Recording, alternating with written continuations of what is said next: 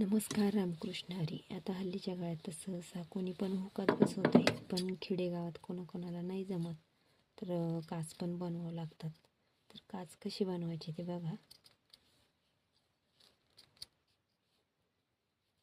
जास्तीत जास्त आता कोणीसुद्धा हुकाच बसवत आहे, पण काही काहींना नाही जमत हुकाचं, तर आपल्याला काच पण करावं लागतात. तर मी काच हाताने न बनवता मशीनवरच काच बनवते.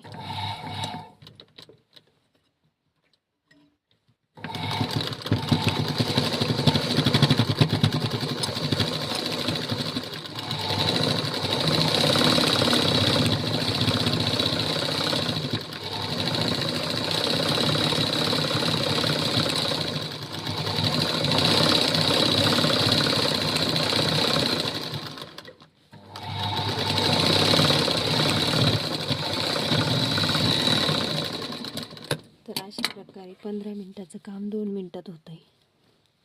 काच पण बघा किती छान आहे.